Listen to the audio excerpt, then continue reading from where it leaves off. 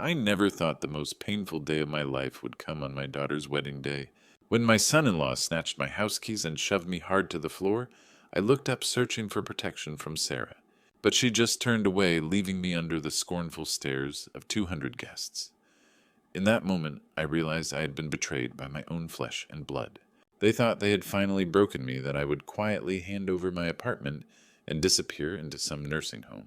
What they didn't know was that the poor old man they were trying to deceive actually owned over $4 million in assets, and I was about to teach them the true meaning of consequences. If you've ever felt betrayed by family, let me know in the comments where you're watching this from. What happened next at that wedding will shock you. The room fell into an eerie stillness. The glow of the chandeliers shimmered above a sea of stunned faces, every guest frozen between disbelief and discomfort.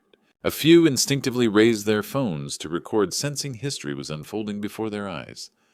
Others turned away, unwilling to watch the humiliation any longer. My wrist ached from where Ryan had wrenched the keys from me. Blood smeared across my palm, where I had caught myself on the hard floor. Yet the sting in my body was nothing compared to the crushing blow in my chest when I looked at Sarah. There she was, radiant in her wedding dress, her expression carved in stone. My daughter, the child I had carried through sickness and tears, the one I had sacrificed everything for. And now she stood watching silently as her husband shoved me to the ground. "Sarah," I breathed, my voice trembling, fragile as glass. "Please." She adjusted her veil, her gaze sliding away. "Dad, you left us no choice," she murmured. "You could have made this easier." The whispers spread quickly through the crowd. Half-heard fragments stung worse than the fall itself, poor old man. Maybe he's losing his grip. Every wedding has its drama. Then came Frank Martinez, my 72-year-old neighbor, forcing his way through the gawking crowd. His weathered hands reached for me as he crouched down. "Thomas, you hurt? Do I need to call an ambulance?" I shook my head. "No ambulance, Frank, not yet." Ryan moved closer, his polished shoes stopping inches from me, his shadow heavy over both of us. "Nothing to see here," he declared, voice calm but sharp. The old man just slipped. "Too much champagne, you all know how it is." But I knew. This wasn't clumsiness or some drunken stumble. This was the final act of a game Ryan had been playing for more than 2 years. Manipulation, pressure, lies, all leading to this public humiliation. As Frank pulled me upright, something inside me shifted. The fog of doubt and fear that had weighed me down for months cleared in an instant. Surrounded by 200 witnesses, I saw the truth as sharp as glass. My daughter had made her choice. My son-in-law had revealed his true face, and I was finished pretending to be powerless. With my good hand, I slid my phone from my jacket. My fingers, though unsteady, found the number I had kept on standby, the call I prayed I would never have to make. "Frank," I said under my breath, "steady now, stay close. Everything is about to change." The line clicked. 1 ring, 2. Then a voice I trusted came through. "Robert Williams speaking." "Robert," I said, my voice clear enough for Ryan and Sarah to hear. "This is Thomas Green. I need you at Union Station's Grand Ballroom immediately." "Yes, bring everything." I caught the flicker in Ryan's eyes, the first crack in his smug composure. "The time has come," I said softly. "Everyone is about to know the truth." As I ended the call, my mind drifted back to where this nightmare began. 2.5 years ago, when Sarah had knocked on my Cherry Creek North apartment door with nervous excitement. "Dad, I want you to meet someone very special," she had said, practically glowing. Ryan Mitchell had stepped into my living room like he owned it. 28 years old, perfectly styled hair, expensive clothes, and a smile that never reached his eyes. He immediately began scanning every corner with the calculated gaze of someone appraising property. "So this is where Sarah's father lives," he had said, disappointment in his tone. Very cozy. That word would haunt me for months. Everything about my life became cozy in Ryan's vocabulary. Each time he used it, the word carried subtle dismissal, suggesting I was living beneath my potential. What bothered me most was how Sarah acted around him. My independent daughter had become someone I barely recognized, deferring to his opinions and hanging on his every word. "Your father seems very practical," Ryan had told Sarah loud enough for me to hear. "Living simply, keeping expenses low.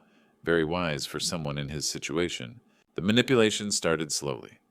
Ryan began showing up unannounced, always with excuses about needing to discuss family matters. "Mr. Green, I'm worried about Sarah," he had said during one visit. "She's losing sleep, constantly anxious about your living situation. She thinks you might be struggling more than you're letting on." I hadn't been struggling, but Ryan had a gift for planting seeds of doubt. He would mention rising costs, neighborhood crime, the challenges of maintaining such a large space at my age. Each concern was delivered with perfect sincerity. Have you considered that staying here might not be best for Sarah's peace of mind? He had asked. She feels guilty that she can't do more to help you financially. The irony was staggering. Sarah had never needed to help me financially, but somehow Ryan had convinced her that I was a burden. The pressure intensified after their engagement. Suddenly, every conversation included references to their future needs, their search for the perfect home. We've been looking at apartments, but everything decent is so expensive, Sarah had mentioned during dinner. Ryan thinks it would make more sense if we could find a place with some equity already built in. The suggestion was never direct, but always there. They needed space. I had space. They were young and starting out. I was old and alone. The breaking point came 3 months ago when Ryan orchestrated a family meeting. He arrived with Sarah and his parents, creating an intervention-style confrontation. Thomas, we need to talk about your future, Ryan's mother had begun. We're all worried about you living alone at your age. His father pulled out brochures for senior living communities. These places offer everything you need. Medical care, social activities, prepared meals. Sarah had sat quietly, but when I looked for support, she avoided my eyes. Dad, maybe they're right. Maybe it's time to consider your options. The manipulation was so smooth, so carefully orchestrated, that I had almost fallen for it. They presented charts, statistics, financial projections, and heartfelt appeals to my desire to do what was best for my daughter. We're not asking you to decide tonight, Ryan had said gently but insistently. Just think about what would make Sarah happiest. That night, after they left with my promise to consider their suggestions, I had made the call that would change everything. Robert, I need you to run a complete background check on Ryan Mitchell and prepare some documents. I have a feeling I'm going to need them. Now standing in this ballroom with my injured hand still throbbing, I realized that feeling had been absolutely correct. Ryan Mitchell had been playing a long game and I had been his target from the very beginning. But he had made one crucial mistake. He had underestimated his opponent. 3 months earlier, Robert Williams had sat across from me in his downtown Denver office, spreading documents across his mahogany desk like a detective laying out evidence. What he had discovered about Ryan Mitchell was far worse than my suspicions had suggested. Mr. Green, I need you to prepare yourself. Robert had said, his professional composure cracked with concern. What we've uncovered goes beyond simple financial opportunism. This is a sophisticated long-term con. The private investigator's report was damning. Ryan Mitchell had a pattern. Over the past 5 years, he had targeted 3 older women, all widows, all with valuable property. Each relationship had followed an identical script charm. The daughter gained family access, identify assets, then systematically manipulate the target. Look at this, Robert had said, pointing to financial records. Patricia Henley, 72, sold her Boulder house after dating Ryan for 18 months. The proceeds disappeared into joint accounts Ryan controlled. Margaret Foster, 68, transferred her downtown condo to Ryan's name 6 months before he vanished. But the most shocking revelation was yet to come. Mr. Green, Robert had continued, his voice dropping to a whisper, Ryan Mitchell and your daughter Sarah were married 2 years ago in Las Vegas. This entire engagement, this wedding tonight, it's all theater. The room had spun around me. My daughter had been lying to me for 2 years. The sweet girl who called me weekly, who brought me soup when sick, who claimed to love Ryan but wanted to take things slowly, she had been his accomplice all along. There's more, Robert had said, pulling out another file. They're drowning in debt. Credit cards maxed out at over $120,000. Their apartment is 3 months behind on rent. Ryan's gym business is failing because he's been using client fees to fund their lifestyle. Bank records showed Sarah and Ryan living far beyond their means, financing expensive dinners, designer clothes, and luxury vacations on borrowed money. They were facing bankruptcy, eviction, and potential criminal charges for fraud. But here's what concerns me most, Robert had continued. We found evidence they've been researching legal procedures for elderly financial guardianship. They have detailed notes about Colorado state laws regarding mental competency evaluations for seniors. The implications had hit me like a physical blow. They weren't just planning to manipulate me into selling my apartment. They were preparing to have me declared mentally incompetent so they could gain legal control over all my assets. The wedding isn't just a performance, Mr. Green, it's a trap. We believe they're planning to have you sign documents during or after the ceremony. Power of attorney papers, property transfers, maybe even a new will. They'll claim it's just wedding paperwork, family formalities. Robert had leaned forward, his expression grave. They've been planning this for over 2 years. Every visit, every conversation, every moment of apparent affection from your daughter, it's all been building to this moment. The betrayal had been complete and devastating. But as I sat in that office surrounded by evidence of my daughter's deception, I had felt something unexpected. Not just heartbreak, but clarity. What do you recommend? I had asked.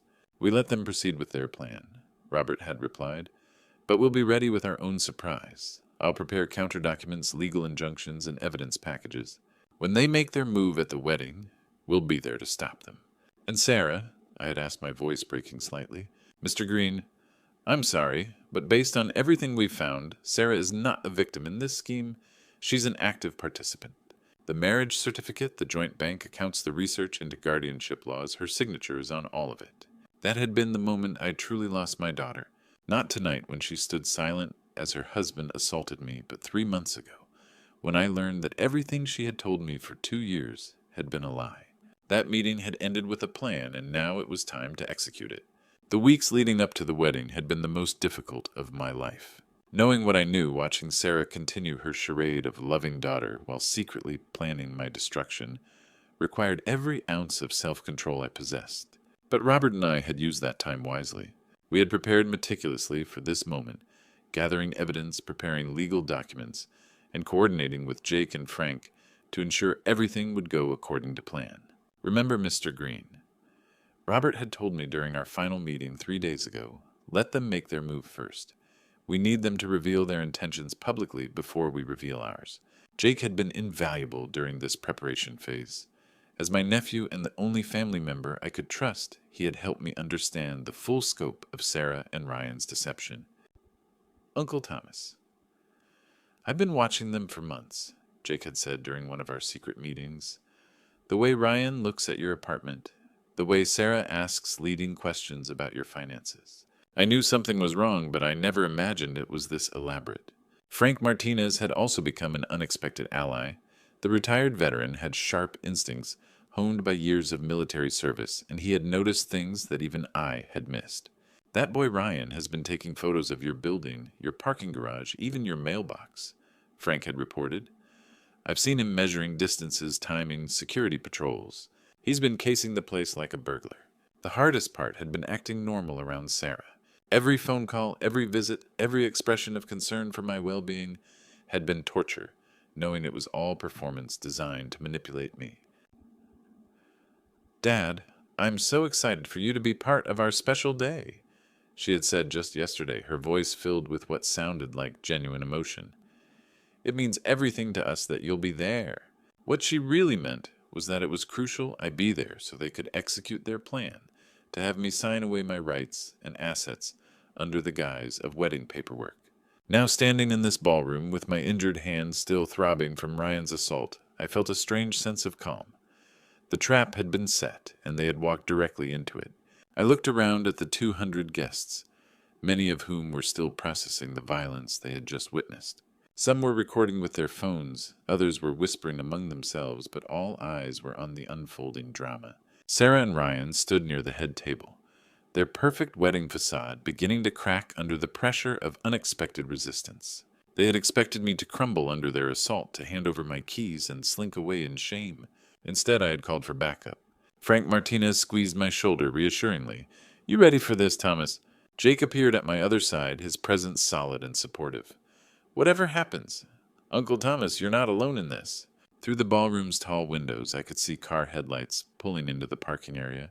Robert Williams was arriving right on schedule with all the evidence and legal documentation we had prepared. In moments, Sarah and Ryan would discover that their carefully orchestrated con had been turned against them. They thought they were predators who had found the perfect victim. They were about to learn how wrong they were. The ballroom doors opened, and Robert Williams stepped inside, briefcase in hand, ready to execute the plan we had spent 3 months perfecting. The trap was about to be sprung. Robert Williams walked across the marble floor with the confidence of a man who held all the winning cards. His black briefcase caught the light from the crystal chandeliers as he approached our group, his expression professionally neutral, but his eyes sharp with purpose. "Ladies and gentlemen," Robert announced, his voice carrying clearly across the now silent ballroom, "I apologize for interrupting this celebration, but I have urgent legal matters to discuss with Mr. Ryan Mitchell and Ms. Sarah Green." The use of Sarah's maiden name sent a visible shock through both Ryan and Sarah. Several guests turned to look at each other with confusion, sensing that something significant was about to unfold. "I don't know who you are," Ryan said, stepping forward with forced bravado. "But this is a private family event. You need to leave immediately." Robert opened his briefcase with deliberate precision. "Mr. Mitchell, I am Robert Williams, legal and financial advisor to Mr. Thomas Green. I'm here because my client has discovered some very disturbing information about you and your wife." "Wife?" gasped Mrs. Henderson, one of Sarah's former teachers who was sitting at a nearby table. "But they're getting married today." "Actually, Mrs. Henderson," Robert replied, pulling out a document, "they were married 2 years ago, on October 15th, in Las Vegas, Nevada. This entire ceremony is a performance designed to defraud Mr. Green." He held up a certified copy of the marriage certificate. The silence that followed was deafening. 200 guests stared in stunned disbelief as the implications sank in. Sarah's face went completely white. "That's not... I don't know what that is," she stammered, but her voice lacked any conviction. "This is a certified copy of your marriage certificate," Robert continued calmly, "complete with both of your signatures witnessed and notarized according to Nevada state law." Jake stepped closer to his uncle, his face hard with anger. "Sarah, how could you lie to Uncle Thomas for 2 years? How could you do this to family?" Ryan tried to regain control of the situation. "This is all some kind of mistake. Even if that document is real, it doesn't prove anything illegal." Robert smiled coldly. "Mr. Mitchell, this document proves fraud. But it's just the beginning." He pulled out another folder. "We also have evidence of your systematic campaign to isolate and manipulate Mr. Green, your research into Colorado guardianship laws, and your detailed plans to have him declared mentally incompetent." A collective gasp rose from the crowd. Some guests began pulling out their phones, instinctively knowing they were witnessing something extraordinary. Others moved closer, drawn by the drama unfolding before them. "Furthermore," Robert continued, "we have documentation of your previous relationships with Patricia Henley, age 72, and Margaret Foster, age 68. Both women lost significant assets after becoming involved with you, Mr. Mitchell." Ryan's parents, who had been sitting at the family table, stood up with expressions of horror and confusion. "Ryan, what is this man talking about?" his mother demanded. "It's all lies," Ryan said desperately, but sweat was now visible on his forehead, despite the ballroom's air conditioning. "Sarah, tell them this is all lies." But Sarah couldn't speak. She stood frozen in her elaborate white wedding dress, the facade she had maintained for 2 years, crumbling around her like a house of cards. Frank Martinez leaned closer to me. "Thomas, this is incredible. How long have you known?" 3 months, I replied, my voice carrying clearly in the hushed ballroom. 3 months since I discovered that my own daughter has been planning to steal everything I own. Robert nodded to his associate, David Chen, who began distributing copies of documents to several guests, including some who were clearly recording everything on their phones. "The evidence is comprehensive," Robert announced to the crowd. "Bank records showing joint accounts opened immediately after their secret marriage. Research documents about elderly financial guardianship. Even photographs of Mr. Green's building and personal property taken without his knowledge." Sarah finally found her voice, but it came out as a desperate whisper. "Dad, please, you have to understand. We were just worried about you. We thought you needed help." "Help," I repeated, my voice growing stronger with each word. "By lying to me for 2 years, by researching how to have me declared mentally incompetent, by planning to steal my home." The crowd was now completely silent, except for the sound of phones recording and the whispered conversations of guests, trying to process what they were hearing. "There's more," Robert said, and his words sent a chill through the ballroom. "But first, I think it's time Mr. Green shared some information about himself that might surprise everyone here." He looked at me expectantly. It was time for the final revelation. I took a deep breath and stepped forward, feeling the weight of 200 pairs of eyes upon me. For decades I had lived quietly, modestly protecting the secret that Robert was about to help me reveal. Ladies and gentlemen, I began my voice steady, despite the magnitude of what I was about to share. For the past 15 years, since my wife, Margaret, passed away, I have chosen to live simply. I work part-time at a used bookstore, I drive an older car, I shop at discount stores. To most people, including my daughter, I appear to be a man living on a modest fixed income. The ballroom was completely silent. Even Sarah and Ryan, despite their desperate situation, seemed transfixed by what I was saying. The truth is, I continued, my late wife and I made some very wise investments over the years. We built a portfolio that has allowed me to live comfortably, but we made a conscious decision to keep our wealth private. We believe that visible money attracts problems. Robert stepped forward with another folder. Mr. Green currently maintains investment accounts totaling approximately $4.2 million. He owns 3 properties in the Denver area, including a downtown office building that generates monthly rental income of $38,000. The collective gasp from the crowd was audible. Several guests actually stepped backward in shock. Ryan's face went from pale to completely ashen. But there's more, I said, my voice growing stronger. For the past 3 years, since Sarah began having financial difficulties, I have been secretly supporting her and Ryan. Monthly transfers, rent assistance, credit card payments, car insurance, even some of the expenses for tonight's wedding. Robert consulted his documents. The total amount of secret financial support provided by Mr. Green over the past 36 months is $183,000. Sarah's legs seemed to give out. She grabbed onto a nearby chair to steady herself, her elaborate wedding dress pooling around her feet. You've been paying for everything, she whispered, her voice barely audible. Everything I confirmed. Your rent, your credit cards, your car payments, your lifestyle. While you and Ryan were planning to steal my apartment and have me declared incompetent, I was literally keeping you afloat financially. Ryan finally found his voice, but it came out as a croak. That's impossible. You work at a bookstore. I work at the bookstore because I enjoy it, I replied firmly. Because it keeps me active and connected to my community, not because I need the money. Frank Martinez shook his head in amazement. Thomas, all this time I thought you were just getting by like the rest of us retirees. Jake stepped forward, his expression a mixture of pride and sadness. Uncle Thomas, they tried to take advantage of your kindness. They mistook your humility for weakness. Robert opened another folder.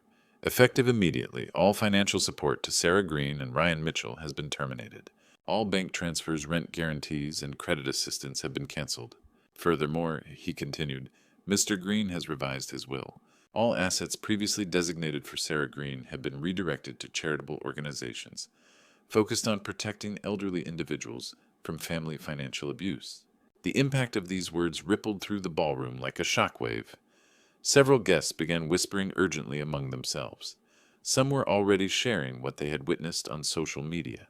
Sarah finally broke down completely. Dad, please, you can't do this. We made mistakes, but we're still family. I'm still your daughter. Are you? I asked, my voice heavy with sadness. Because a daughter doesn't research how to have her father declared mentally incompetent. A daughter doesn't conspire with her husband to steal her father's home. A daughter doesn't stand silent while her husband physically assaults her father at her own wedding. Ryan made one last desperate attempt. Mr. Green, surely we can work something out. This has all been a misunderstanding. We never meant any harm. No harm? I repeated. You planned to strip me of my independence, my dignity, and my assets. You researched legal procedures to declare me incompetent. You photographed my building like criminals casing a target. Robert closed his briefcase with a decisive snap. Mr. Mitchell, Ms. Green, you will be hearing from law enforcement within the next 24 hours. The evidence of fraud, conspiracy, and elder abuse has been forwarded to the appropriate authorities. The ballroom erupted in shocked conversations as the full implications of what had just been revealed began to sink in. Sarah and Ryan stood at the center of it, all their perfect wedding day transformed into a public reckoning that would follow them for the rest of their lives. 6 months after that devastating night at the Grand Ballroom, I sat on my Cherry Creek North apartment balcony, watching the Denver skyline as the sun set behind the mountains. The view was the same, but everything else in my life had changed completely. The legal consequences for Sarah and Ryan had been swift and severe. Within a week, they were charged with conspiracy to commit fraud, elder abuse, and identity theft. The evidence Robert had gathered was overwhelming, and their public humiliation had been captured on dozens of viral phone videos. Ryan was sentenced to 18 months in prison and ordered to pay restitution to his previous victims. Sarah received probation and community service, partly because the judge acknowledged she had been manipulated, but her reputation was destroyed. She lost her marketing job when the wedding videos surfaced online and was forced to move back with Ryan's parents in California. The financial collapse had been even more dramatic. Without my secret support, their house of cards tumbled within weeks.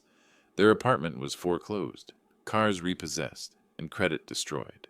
The wedding venue sued them for $53,000, and several vendors joined additional lawsuits. But the most significant change was in my own life. Jake had moved into the apartment next door, purchasing it when the previous tenant moved out. Having family close by had been a comfort I hadn't realized I needed. Uncle Thomas, he had said last week, "Do you ever regret exposing her like that?" It was a question I had asked myself many times. "I regret that it was necessary," I had replied. "But I don't regret protecting myself and potentially protecting others." Frank Martinez had become a daily presence in my life. The retired veteran and I shared a love of chess and old war movies. Most evenings we would sit on my balcony playing chess and discussing everything from politics to philosophy. "What you did took real courage, Thomas," Frank had observed during one of our games. "Most people would have just kept quiet and hoped for the best." Robert had become more than just a professional associate. The experience had bonded us unexpectedly, and he often stopped by to check on my well-being. "Mr. Green," he had told me recently, "your story has inspired 3 other clients to come forward about suspicious family members. You may have prevented several other elderly people from being victimized." That knowledge had given me unexpected purpose. I had begun volunteering with a local organization that helped protect seniors from financial abuse, sharing my story, and helping others recognize warning signs of family manipulation. The used bookstore where I worked had become something of a celebrity destination after the wedding videos went viral. People would come hoping to meet the man who outsmarted the con artists, as one newspaper had dubbed me. I enjoyed talking with them, sharing lessons about trust, family, and self-protection. My relationship with Sarah remained completely severed. She had written several letters from California, alternating between apologies and attempts to justify her actions. I had read each one carefully, but had not responded to any. Jake had asked me about this decision. "Do you think you'll ever forgive her?" "Forgiveness doesn't require reconciliation," I had told him. "I can forgive Sarah for being weak, for being manipulated, for making terrible choices. But I cannot trust her again, and I cannot allow her back into my life where she could hurt me again." The apartment that Sarah and Ryan had coveted so desperately had become a sanctuary of peace. I had redecorated, slightly removing photos that reminded me of painful memories, and adding new artwork that reflected my new life. Most importantly, I had learned to value myself in a way I never had before. For too many years, I had defined my worth through my ability to help others, even when that help was being exploited. Now at 78 years old, I was finally learning what it meant to live for myself, while still helping others in meaningful ways. The mountain sunset painted the sky in brilliant oranges and purples, and I felt something I hadn't experienced in years, complete peace with my decisions and genuine excitement about my future. 1 year after the wedding that changed everything, I stood before a packed auditorium at the Denver Community Center preparing to share my story. Nearly 300 people, including seniors, their adult children, social workers, and legal professionals, had gathered to hear about protecting elderly individuals from financial abuse. "My name is Thomas Green." I began, my voice steady. "I am here to tell you that it is never too late to stand up for yourself, regardless of who is trying to take advantage of you." This past year had transformed my life in ways I never expected. What began as a desperate attempt to protect myself had evolved into a mission to help others facing similar situations. The Thomas Green Foundation for Elder Protection had already assisted over 40 families in navigating complex issues involving financial manipulation by relatives. The hardest lesson I learned, I continued, was that love and respect must be mutual. When someone claims to love you while systematically planning to exploit you, that is not love. That is manipulation disguised as affection. Jake, my nephew, had become my partner in this endeavor, leaving his teaching job to serve as the foundation's executive director.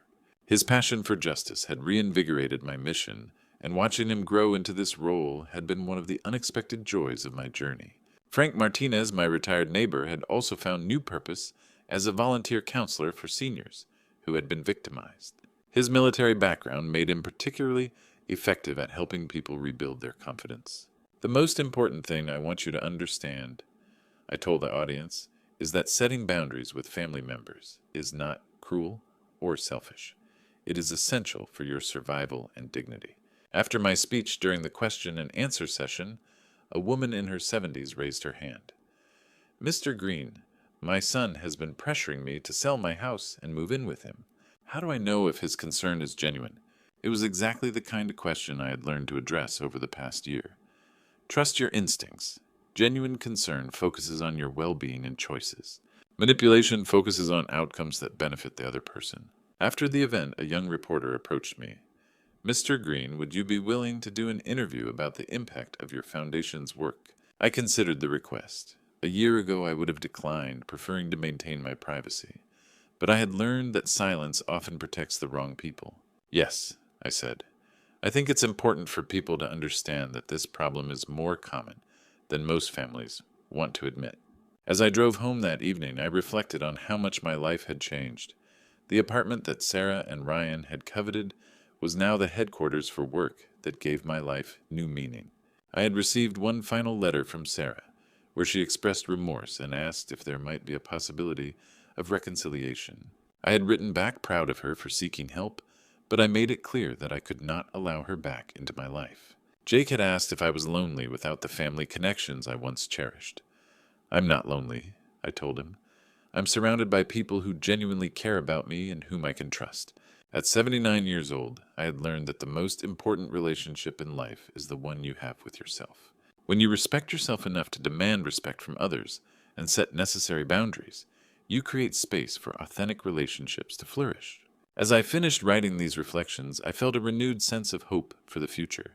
Tomorrow I would meet with local lawmakers to discuss new legislation aimed at protecting seniors from financial abuse. My life, once clouded by manipulation and deceit, had become a beacon of inspiration for others. As I reflect on my journey, I've come to realize that the most significant lesson I've learned is this: sometimes protecting yourself is not just a right, but a responsibility. Even if it's family, if they exploit your love, you must find the strength to stand up and safeguard your own well-being. These betrayal stories are not just painful experiences. They offer an opportunity to reclaim dignity and discover inner strength. God has guided me through these challenging moments, giving me the courage to face difficult truths. When I felt most alone and confused, God provided me with the wisdom to see through deception and the strength to take action. In my darkest hour, I felt God's presence leading me from despair into hope and justice. Like many grandpa stories that teach us about resilience, my experience shows that age doesn't mean weakness. These grandpa stories remind us that wisdom comes with experience, and sometimes the most powerful lessons emerge from our greatest challenges. The best grandpa stories are those that inspire others to value themselves and demand respect from those around them. The truth is, family should lift you up, not tear you down. When love becomes manipulation, when care becomes control, it's time to set boundaries and protect your peace. If you've experienced similar betrayal stories or have your own grandpa stories to share, please let me know in the comments below. Your experiences could help someone else facing similar challenges. Don't forget to share this video and subscribe to my channel for more meaningful stories that inspire and empower. Thank you for watching, and I'll see you in the next video.